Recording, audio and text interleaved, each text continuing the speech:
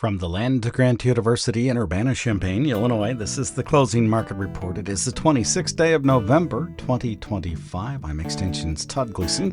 Coming up, we'll talk about the commodity markets with Greg Johnson. He's at TGM. We'll hear from the president of the National Corn Growers Association, primarily about E15, but also about the future of biofuels over the next 10, 20, and 30 years, and then we'll turn our attention to the weather forecast with Drew Lerner at World Weather Incorporated in Kansas City on this Wednesday edition of the Closing Market Report from Illinois Public Media. It is public radio for the farming world, online on demand at willag.org. Todd Gleason services are made available to WILL by University of Illinois Extension. December corn for the day settled at $4.31 3/4 8 1/4 cents the gain. The March at $4.45 1/4, up 7. January beans 6 3/4 higher. They settled at $11.31 1/2. The March at $11.40 3/4, up 6 cents. New crop November beans, by the way, up 3 cents at $11.22 1/4. December wheat at $5.29, a penny and 3/4 higher for the soft red. The hard red at $5.17 1/4, up 4 cents for the day. Live cattle futures were $5.60 higher. Feeder cattle up $8 and a nickel, and the lean hogs $2.37 1/2 higher, that for 100 pounds. Crude oil at $58.65 a barrel, about 70 cents higher, and the wholesale price of gasoline today up 2 8/10 cents. Greg Johnson from TGM, TotalGrainMarketing.com, at the elevator here in Champaign County now joins us. Hi, Greg. Thank you much. I was thinking today, because it's heading into the holiday, might be really quiet at the elevator, but apparently you're telling me that's not the case? No, actually, it's busy. We're checking with farmers that have corn on basis contracts that follow December futures. And first notice day is later this week. First delivery is next week. And so we have to have farmers either price or roll those contracts out of the December futures into the next month and find out whether they want to sell or hold on and see what happens. And most of them are holding on, rolling to the March contract, buying themselves another 3 months worth of time. Most of them want to wait and see what that January 12th USDA crop report says, see if they lower the yield a little bit, see if we can get a little bit of a rally from that. We're seeing a little bit of a rally today, but not enough to cause many farmers to want to sell. Even with the 6 or 7 cent rally today, we're still kind of in the middle of this trading range that we've been in for quite some time. And so unless we get to the upper end of that range, it feels like farmers are very content to hold on to corn, wait for that January 12th crop report, maybe sell some beans above $11 if they need some cash flow, but very tight holders of corn to this point. So we're just dotting our I's and crossing our T's as far as making sure they want to hold on and roll this corn. And I guess most of them are going to hold and roll and wait and see what happens. Ever pessimistic on yield and ever optimistic on price. Imagine that. That sounds pretty difficult. Should they be, do you suppose? I think so. I think in corn there's a very good chance that we could lower the yield, maybe not as much as what some of the private analysts think, but I think that we could still see a 3 bushel yield drop in corn. That may or may not get us a rally because they'll probably drop the demand side of the equation at the same time. So, we won't see the ending stocks get much below 10. So 2 billion is not a bullish number, but I think the other thing to keep in mind is with these input costs as high as they are, will we really plant as many corn acres next year here in the United States as what we did this year? We probably will in the I states, in Iowa, Illinois, Indiana, those states where we can grow 240, 250 bushel corn. I think we can spread those higher input costs out over 250 bushels an acre. But your Dakotas, your Missouris, your Kansases, Kentucky, states like that can't grow those kind of yields, I would expect those states to plant more of other crops, whether that be beans, wheat, canola, something other than corn, given these high input costs. And it just doesn't feel like these inputs want to come down. So unless we see input costs come down or the price of corn rally to try to attract those extra acres, it kind of feels to me like maybe acres will be down, which is kind of price supportive. So not looking for a big rally, but December corn maybe in that 475 to 480 range. That's kind of where we were last year when we set the February crop average, and I think that might be a good target to shoot for this year too. So we're only 10, 15 cents away from those kind of numbers. So I don't want to say it's going to be a very bullish winter, but it could be mildly supportive. I was at Kansas City last week at NAFB. There was a broker there that actually also worked for Helena, and he was talking about yield being off 2 to 3 bushels for corn by the time it got to January. The president of the National Corn Growers Association was in Bloomington yesterday, suggested the same thing, and he is in southwestern Ohio. I did ask him about yields there. They were off. They had a rough time, but they were not as nearly as bad as he had expected. They thought they'd be off 10 to 15 bushels was also. So I don't know how much better they were than that, but that's not too bad. And then you're telling me 3 bushels lower. I'm wondering what makes you think that'll be the case. Well, I think if you look at the numbers that the USDA is using this year versus last year, we are down. I mean, and we're not down 50. I agree. We thought we were going to be down 15% in Illinois, for example, and it turns out we're down 7%. So not nearly down as much as what we had feared given the dry weather, but we still are down. I don't know that the numbers are going to be similar to last year, and Illinois may be the exception. Illinois may come through and be somewhere close to where we were last year. But with all the stories we're hearing from farmers and private analysts out of Iowa, that central part of Iowa, which can grow 250 bushel corn, they had too much water, fungal diseases, and rust and other things like that. A lot of yields that we were hearing were in the low 200s, where they normally get 250. So that's definitely a double-digit percentage decrease in yield. And the USDA in their last report kept them, almost as similar to where they were a year ago. So that's where the yield drop may come in some of those western states that maybe had too much rain. What do you think producers and you should be watching between Thanksgiving and the end of the year? Well, the one thing that came into the marketplace here in the last several days is China is harvesting their corn crop as well, and now they've experienced a lot of rain. Too much rain. So far, it's only affected the quality of some of their corn. It hasn't affected the quantities, but that's something to keep an eye on. China's always the wild card. Would they want to be self-sufficient on corn? They're willing to buy soybeans from the U.S. and Brazil and Argentina, but they'd like to be self-sufficient in corn. But if they really have a weather-related decline in yield, there's always that chance that maybe China comes in and buys some corn.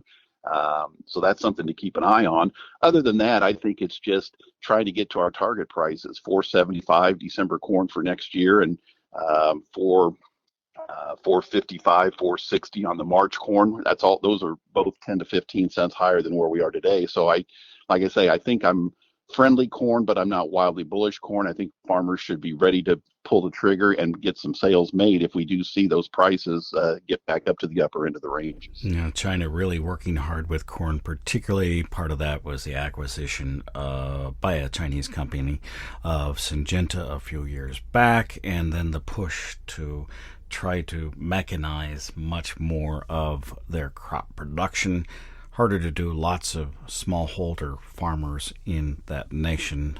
In fact, seed companies I know don't sell bushel bags. They sell more like what you would plant with here, at least, in much smaller packages, because they're working on 1 and 2 hectare kinds of things, and maybe smaller parcels than that. So we'll have to watch and see how that happens.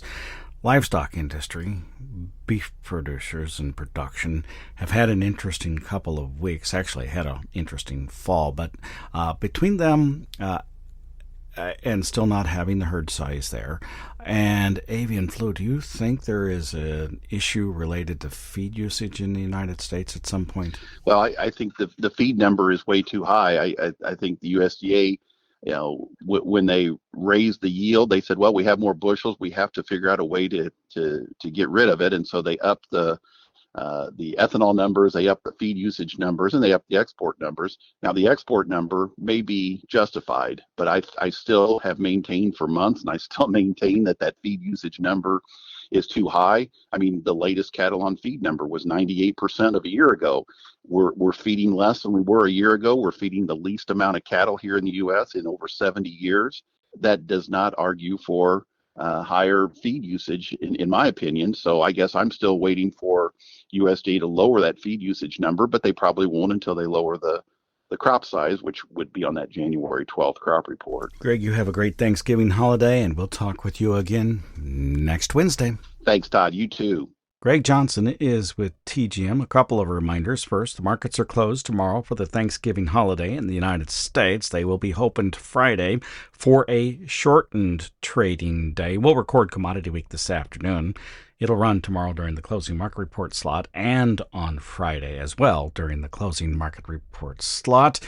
Also, visit our website at willag.org because I'll have it posted there this afternoon. You can listen to Commodity Week early, and you can pick up your tickets for the Farm Assets Conference.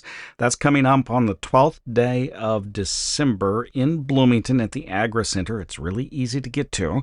We have a fantastic day planned for you. The FarmDoc team will be there. We'll have members of the Illinois Corn Growers Association and the Illinois Soybean Association on stage with us, along with a deep dive into what renewable diesel, soy diesel, biofuels, electric vehicles, all those things might look like going forward, and some of the things that are happening here on campus and all the way through the corridor to Decatur to develop bioprocessing. We'll do that with Vijay Singh from the IBRL, or the Integrated Bioprocessing Research Lab here, and with the folks at Primient. You'll want to make sure you're there to hear all about that.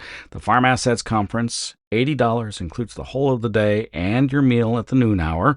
Sign up now at willag.org, willag.org, or you can register online at farmdocdaily.illinois.edu as well. Speaking of the Agri Center in Bloomington, I was there yesterday for the Illinois Corn Growers Association's annual meeting, and I caught up with the president of the National Corn Growers Association, Jed Bauer. He hails from Ohio.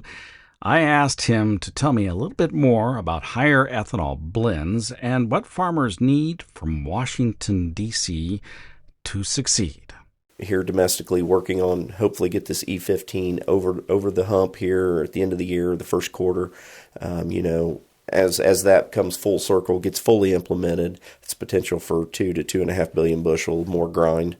That'll drastically help these piles of corn around the country, and then hopefully from there we can move on to higher blends to continue to support the internal combustion engine liquid fuels moving down the road. I think there's a lot of potential there for long-term growth, and then obviously into SAF and potential bunker fuel uses in the marine industry. Circling back to livestock, though, yeah, you're right. We're pretty flat here in the country. But I think there's still some potential moving forth. We have to support our friends in the animal industry. I think there's going to be huge growth around the world that are wanting our protein products. And yes, we've had some issues with the avian bird flu. We've had issues, obviously, with building our beef herds because prices are so high. And if I was still raising cattle, I would be in that situation where I would struggle with that. Do I bring heifers back into the operation, or do we sell and try to cash in now currently? But I think we support those industries. We continue to support them in their export efforts of corn in all forms around the world. I think, we can complement each other in that aspect and help them move their products where they're needed. And then, of course, moving down into India, into Southeast Asia, I think there's huge opportunities there again, both with the protein side, with the ethanol side, and then moving some of our dried distillers grains down there to some of their aquaculture. Any place we can see an opportunity to move corn domestically, internationally, I think that's going to be key to support our growers around the country. You mentioned, and you didn't quite say it this way, but higher octane fuels. I'm wondering what that looks like and how it is that the corn growers are viewing what's happening to the internal combustion engine going forward. Because the numbers that were put on the screen today show a really big jump in usage if this were to come to fruition. Oh, you're exactly right. I think it's key. And, I don't want to say it caught us off guard, but it was a little startling with the last administration. We really thought we would have a true opportunity to push ethanol out for higher blends, and then they made that jump to electrification. I think we're primed and ready. We just have to help the administration and Congress realize that the infrastructure is not there for electricity yet. Yes, it may be the way of the future, but you're way down the road, 20, 30 years of building this infrastructure up so it can handle the demand on the electrical grid. And I think we can be and will be that stepping stone of increasing the higher octane blends with the use of ethanol, allowing us for more miles per gallon per tank, better use efficiency, and just reviving that internal combustion engine for decades down the road. So returning to the reasons that ethanol, the original RFS push was put into place, was that use us as a bridge to get to where you want and need to be as it relates to sustainability over the long run. Well, I think you're exactly right, but that bridge may get extended as things go on. And, as a corn farmer, I'm going to try to be optimistic. Most of us as farmers, we tend to be a little pessimistic, but I think that's key. Yes, it's a bridge to what may happen down the road, but things also happen. So if we can be in the market, be profitable for everybody as they use our product of ethanol, I think we can extend that out even farther, and I think that's going to be key moving forward. First bridge built in 2005. Next one in 2007. That was the last one. And now you need legislation, again, to make this happen further out. What do you hope happens in D.C.? Well, I hope something happens. I mean, it's unfortunate, but I think we're all getting frustrated of the lack of work that happens in D.C. Just coming off of the longest government shutdown ever, 43 days. We've got to get Congress working. We've got to get them working together. We got to help them understand that their constituents across the country actually expect work to happen in Washington. We can't be worried about feelings and emails. We have to be doing work that supports the American people, and in our case, supporting American agriculture, because we are the backbone of this country. We support rural America, and we have to have them doing good work. Jed Bauer from Ohio is the president of the National Corn Growers Association. He spoke yesterday during the annual meeting of the Illinois Corn Growers at the Agri Center in Bloomington, which will also be the host site for the upcoming December 12th Farm Assets Conference. Sign up for those tickets on our website right now at willag.org.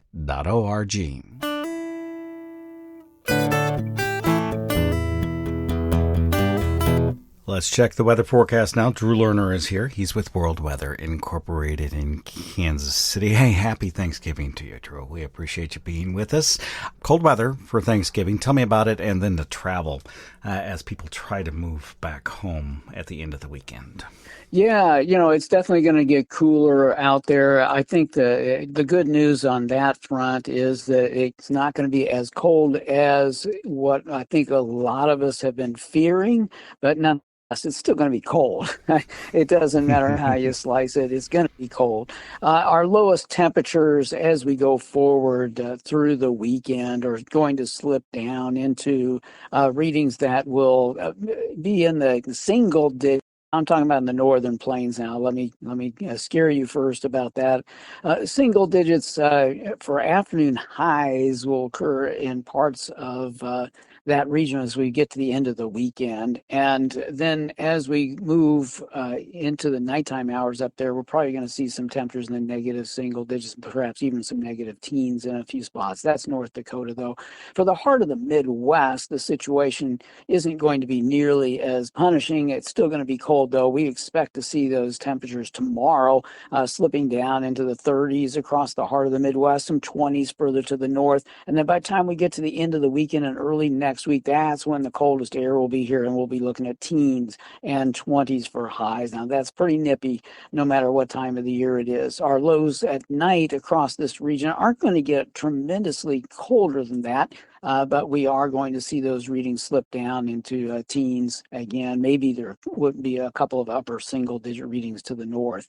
Now, part of the reason why it gets cold, you mentioned about the travel issue. The latter part of our holiday weekend is looking real ugly, and it's really not the temperatures. It's all about the snow that's going to come around. So we've got this little mini blizzard that's winding down today in the Great Lakes region, but behind that is a temporary surface high pressure center, and then a new snow event that's going to be settling over Iowa and Missouri on Saturday and spreading the snow all the way into Illinois and parts of Indiana, Wisconsin, Minnesota. The storm system Saturday afternoon and Saturday night will work its way from that area into Quebec, Canada. And so most of the central parts of the Midwest, really from the middle part of Illinois and Iowa over through Michigan and northern Indiana, those areas are all going to see some significant snows.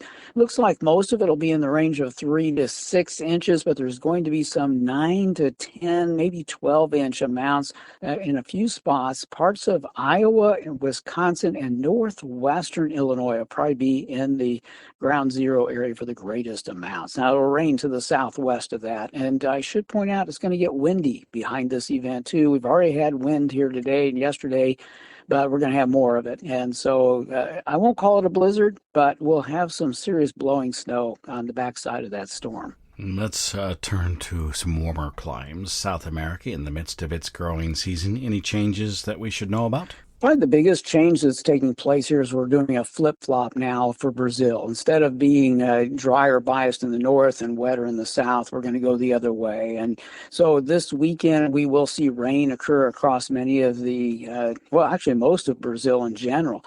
But we will bring some needed moisture into some of the drier areas in the center west.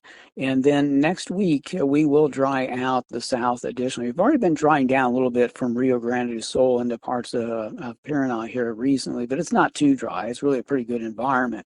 We're going to get a little bit of rain on Sunday through Monday into early Tuesday in that region. Then after that, they're looking at 5 to 7 days of dry and a little bit of warmish weather. So they'll see a firm up take place. I think by the time we get to mid-month, we're probably going to be looking at some drier than usual conditions in southern Brazil and a little bit of concern maybe for Rio Grande do Sul. But the rest of the country should be in fairly good shape. Hey, thanks much. I appreciate it. We will talk with you again next week.